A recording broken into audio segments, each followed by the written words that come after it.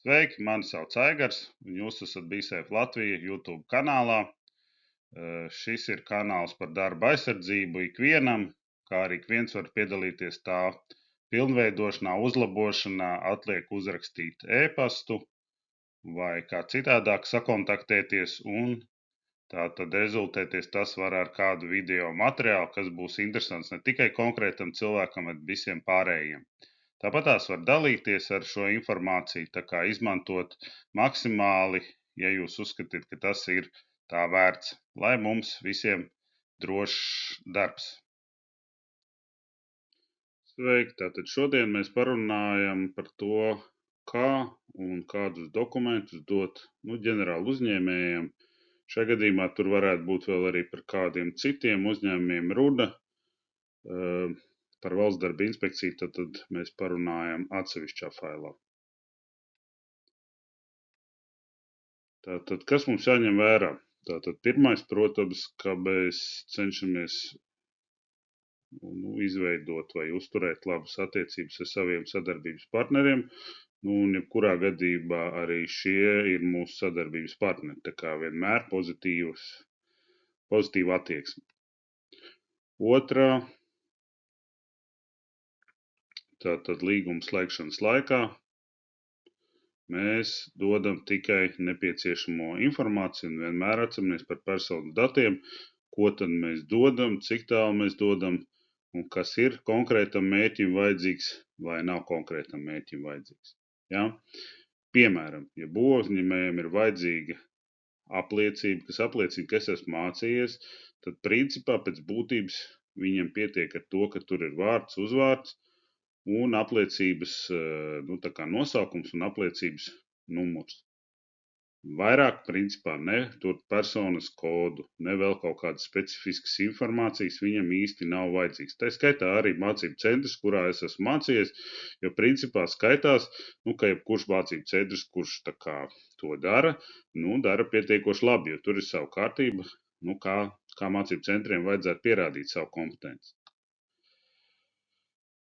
Tāpat visos gadījumos, kad ir iespējams, tomēr runājam klātienes tikšanos. Un klātienes tikšanās tātad uzrādam šo informāciju un liekam tā kā pierakstīt. Un ļoti izvairamies no informācijas, ko mēs dodam kopijas veidā. Ja? Un visideālāk, protams, būtu, ka šie cilvēki uzrakstītu e-pastā, kādus dokumentus tad viņi vēlās, attiecīgi mēs tad varam izdomāt, vai mēs viņus uzrādām, vai mēs viņus dosim. Arī, ja viņi uzrādīs, ka šo, ka mēs vēlamies ņemt līdzi, tad viņam ir jāuzraksta pamatojums, kāpēc es vēlos ņemt šo konkrēto dokumentu līdzi, jo principā es neredzu nevienu dokumentu, tādu pamatojumu, kāpēc būtu jādod kopijas šiem dokumentiem, ja? Ģenerāli uzņēmējiem vai tur apdrošinātāji vai kādam citam.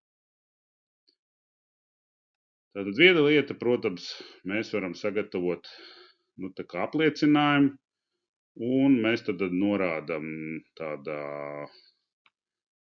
e-pastā, bet visideālāk, protams, kā es teicu, to ir uzrādīt, lai konkrēts cilvēks uzraksta savā dokumentā, vai tas viņam ir rīkojums vai kaut kā tam līdzīgi.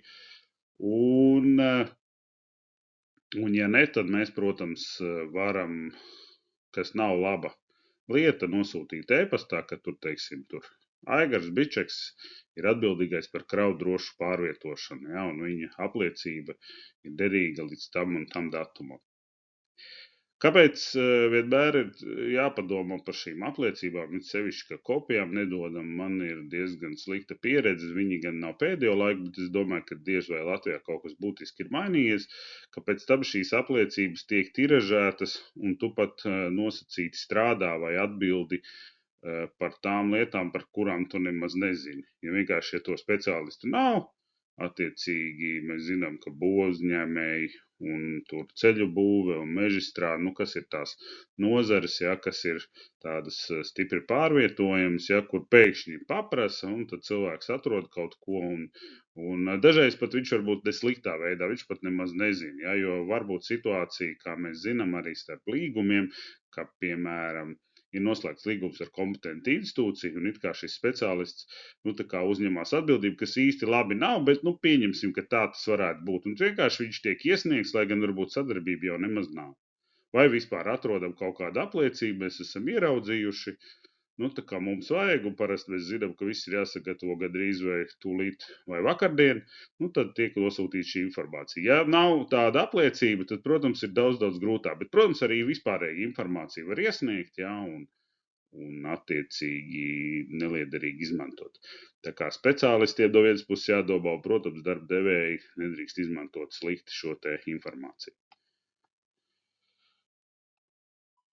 Un, ja, protams, mēs kaut ko daram un dodam, tātad dodam minimālo daļu un domājam par šo personas datiem, jo tā ir tā lieta, ko mēs nedrīkstam maksimāli sniegt un sniedzam vienmēr minimumu, kas atbilst konkrēta mērķim vai pēc kura vada identificēt šo te cilvēku. Ja? Tātad, kā jau es vairākas reizes teicu, nevienmēr vajag personas kodu, nevienmēr vajag vēl kaut kādas lietas, piemēram, mācību centru, kuro cilvēks ir mācījies, vai vēl kaut kādas lietas. Ja? Tātad, ja mērķis ir noskaidrot, kurā mācību centrā, tad tas stāsts. Tad atkal ir jautājums par citu informāciju. Vai vajag šo te amatu, kurš ir mācījies. Ja varbūt pienāk, kad Aigars ir mācījies, tur, teiksim, mācību centrā X. Ja, bet tagad katrā gadījumā skatāmies uz katru konkrēto pieprasījumu, un ja mums nav skaidrs, mēs paprasam, kā šī informācija tiks izmantota, kam viņa ir vajadzīga, un attiecīgi izdomājam, ko tad mēs sniedzam, kāda ir šī te minimālā informācija. Un ja tomēr kāds pieprasa šo te informāciju, pareizi būtu, tad mēs pārsvītrojam un uzrakstam. Piemēram, iesniegšanai ģenerāla uzņēmējiem, tur, teiksim, SIA ABC. Tas nozīmē, ka jebkurā gadījumā, ja mēs uzrakstīsim vienkārši ģenerāla uzņēmējiem, tad jebkurš ģenerāla uzņēmējs teorētiski viņu var izmantot. Ja mēs uzrakstam SIA ABC, tad, principā, tikai ABC viņu var izmantot. Ja, jo nebūtu labi, ka, protams, šī informācija tiek vairākas reizes priekš uz atpakaļ izmantota, ja, tad mums ir jārēķina, ka mēs iesniedzam šos te datus, mēs iesniedzam konkrētam, tur, teiksim, būvobjektam vai konkrētam objektam, un pēc tam, protams, šie dati, ja vajag, viņi tiek kaut kad iznīcināti, ja kaut kādi dati paliek, tad viņi paliek arhīvā, žurnālos, un ar to arī viss noslēdzas. Sākam jaunu, visa kārtība sākās no jauna. Ceru, ka tas jums palīdzēs domāt par šīm te lietām.